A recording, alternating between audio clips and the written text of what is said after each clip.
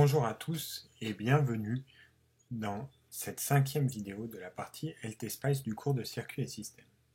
Vous avez vu récemment au cours théorique avec M. Rachidi les régimes transitoires pour plusieurs circuits.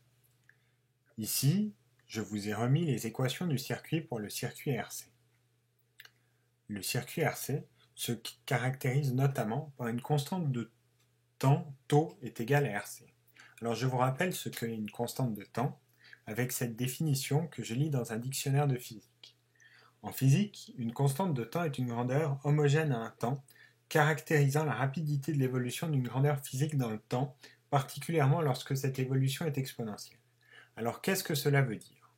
Pour un système exponentiel, par exemple, la constante de temps est le temps qu'il faut pour que l'argument de l'exponentielle, ici, soit égal à 1, c'est-à-dire que le temps t au numérateur soit égal au dénominateur. Ici, pour le circuit RC, c'était RC, mais ça peut être autre chose aussi. Sur un graphique, on voit très bien apparaître cette constante de temps. Ici, on a une exponentielle du type, une fonction du type 1 moins exponentielle de t sur taux. On voit qu'après un taux, la valeur mesurée a atteint 63% de la valeur à l'infini. Alors pourquoi 63%? Parce que si vous faites 1 moins 1 sur e, donc 1 moins e à la puissance moins 1, vous obtenez environ 63%. Et ça caractérise assez bien l'évolution du système parce que au fur et à mesure que des constantes de temps se passent, cette grandeur tend exponentiellement vers sa valeur à l'infini, et on peut, avec la constante de temps, caractériser où on en est dans cette évolution vers l'infini. En raison des propriétés analytiques de la fonction que l'on voit ici, on peut très facilement mesurer graphiquement la constante de temps. En effet, la tangente à cette courbe au temps 0, si on la trace, nous donne ici la constante de t taux. Vous pouvez dériver cette fonction et vous verrez facilement pourquoi. Nous allons maintenant nous intéresser au circuit RC au moyen de LT-Spice et regarder comment ce logiciel nous permet d'étudier la constante de temps. Au moyen de LT-Spice, nous avons dessiné ici un circuit RC. Alors ça, c'est quelque chose que vous savez bien faire avec l'expérience que vous avez, que nous allons analyser au moyen de la fonction .tran, donc pour un régime transitoire pendant 1/100 de seconde. Ça aussi, vous connaissez cette fonction, on l'a utilisée dans les vidéos précédentes. En revanche, la manière dont nous avons configuré la source de tension vous sera plus étrangère. Nous l'avons configurée en mode pulse, c'est ce qui nous permet de faire des tensions pulsées, c'est-à-dire qui changent très rapidement. Alors il faut une tension initiale, nous avons mis ici à 10 volts. Une tension lorsque la pulsation est en marche, nous avons mis ici à 0 volts. Ceci nous permet de simuler un circuit qui est chargé à 10 volts et qui se décharge à 0 volts et devient en quelque sorte un court-circuit parce que une source de tension à 0 volts peut être remplacée par un court-circuit.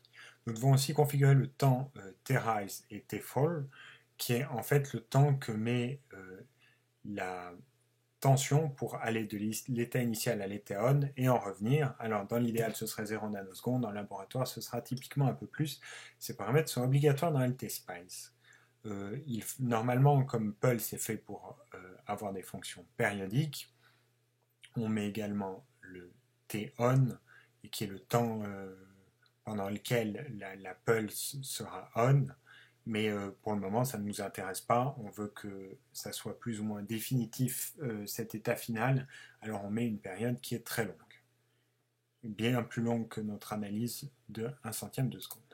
Alors maintenant qu'on a fait tout ça, on va mettre en marche notre circuit et mesurer par exemple la tension borne de C1 ainsi que le courant qui traverse.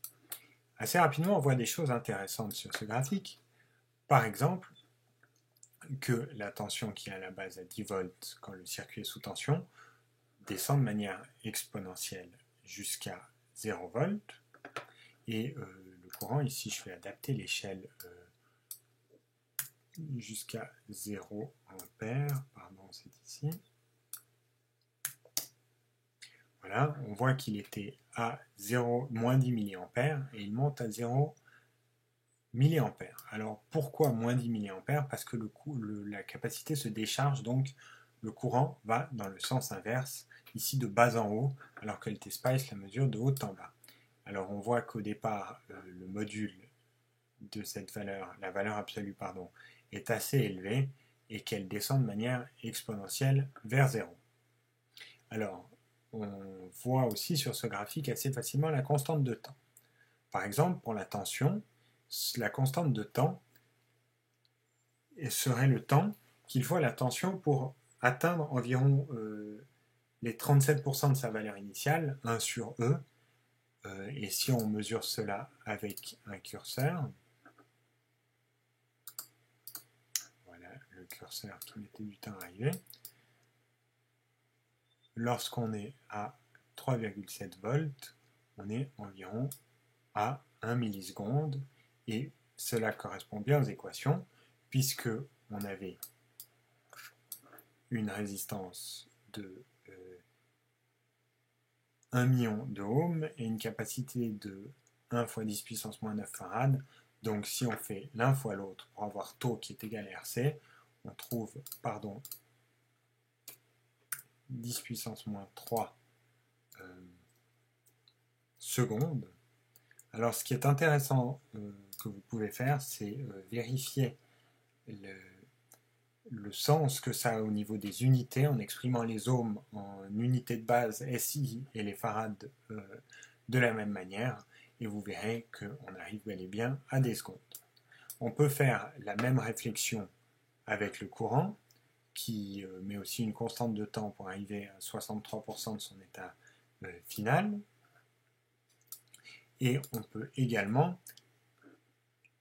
dire qu'au départ, on avait 0 volts, qu'après, on passe à 10 volts, et qu'est-ce qu'on retrouve sur notre graphique, qu'il faudra actualiser avec la commande run. Voilà, une tension qui grimpe de 0 à 10 volts de manière exponentielle, et un courant qui est d'abord toujours élevé en valeur absolue, parce que la capacité a vraiment envie de combler très rapidement ce déficit de tension par rapport à la tension finale, et qui décroît aussi de manière exponentielle. Maintenant, si sur mon oscilloscope, je dessine une droite tangente, alors c'est un peu fait à la main, donc ça ne sera pas super précis, une droite tangente à la courbe à 0 millisecondes, je fais la même chose sur l'autre courbe. Là voilà. Si je constate que ces deux tangentes arrivent plus ou moins à 1 milliseconde chacun, donc la constante de temps. Si par exemple je venais à changer la valeur de la résistance, je la double, la constante de temps devrait être logiquement doublée, et c'est exactement ce qu'on observe. Si je fais la tangente ici, j'arrive non plus à 1, mais à 2 millisecondes. Donc tout ceci est très conforme à nos équations. Maintenant, nous allons voir une autre manière d'utiliser ces régimes transitoires. Ce sont dans des tensions réellement pulsées. Alors ici, je nous ai préparé un petit circuit. Alors, la différence est ténue, elle se trouve ici. Nous avons la même valeur initiale, la même valeur on, simplement, je fais des périodes où c'est allumé pendant 10 millisecondes et c'est éteint pendant les 10 autres millisecondes de la période. Donc T on 10 millisecondes, T période 20 millisecondes. Alors, j'analyse pendant un dixième de seconde parce qu'avec toutes ces périodes, il nous faut un peu plus de temps pour voir ce qui se passe. Alors, pour commencer, je vous montre ce que c'est d'une tension pulsée qui fait effectivement 0, 10 volts, 10 volts, 0 volts et ainsi de suite jusqu'à l'infini. Et je mesure maintenant cette tension, la même qu'avant, et ce courant, le même qu'avant exactement. Et qu'est-ce que je trouve? Alors, on ne voit pas grand-chose si je mets tout en même temps. Alors, voilà. Alors, je constate que la tension oscille pour suivre la tension de la source, donc la tension aux bornes de la capacité. Alors d'abord, c'est les 10 secondes au départ, les 10 millisecondes que met notre source pour s'allumer. Elle croît, la tension ensuite croît de manière exponentielle jusqu'à 10 volts, décroît jusqu'à 0 volts, etc. etc. Et chaque fois, on laisse la capacité complètement se charger jusqu'à 10 volts. Et maintenant, si on fait attention au courant,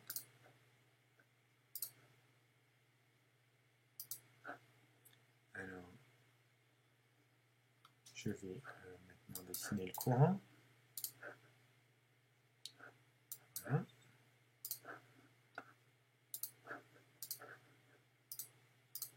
Le courant par rapport à la tension initiale, on va peut-être changer de couleur parce que le bleu clair, c'est pas très visible. Et on voit que le courant, comme avant, en fait, est toujours au départ en valeur absolue très grand et décroît de manière exponentielle en valeur absolue. Simplement, des fois, il va dans un sens, des fois, il va dans l'autre. C'est pourquoi des fois, on commence en positif et des fois, on commence en négatif. Là, la capacité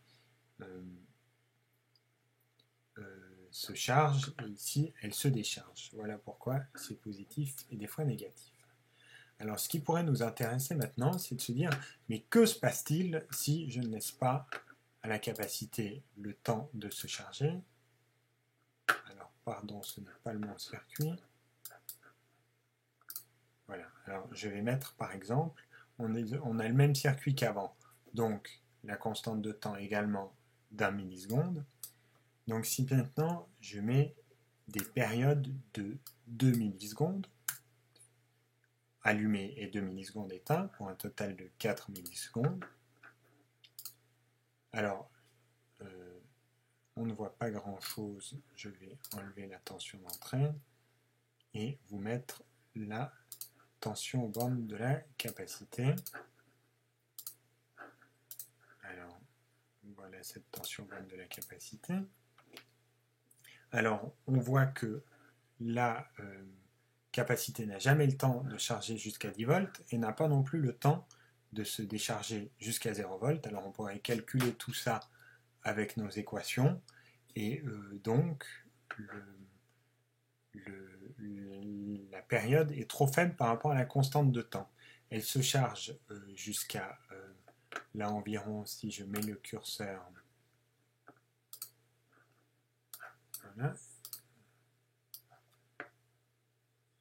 Je regarde la valeur maximale ici, c'est de 8,63 volts. Et si je fais 10 moins 10 fois E à la puissance moins 2, je trouve 8,64, ce qui est très proche de nos 8,63. Pourquoi donc? Parce qu'on l'a laissé se charger seulement pendant 2 constantes de temps. Alors comme la charge est exponentielle, dès qu'on laisse un peu plus de constantes de temps, par exemple, je pense que déjà ici 4 constantes de temps, ou même 3, essayons 3 constantes de temps,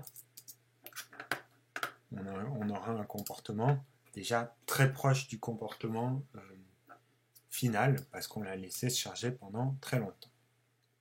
Alors voilà, je vous propose d'explorer un peu LT-Spice dans ses régimes transitoires, voir différents types de circuits, différentes constantes de temps, différentes mesures que vous pouvez faire par rapport à vos cours et à vos exercices.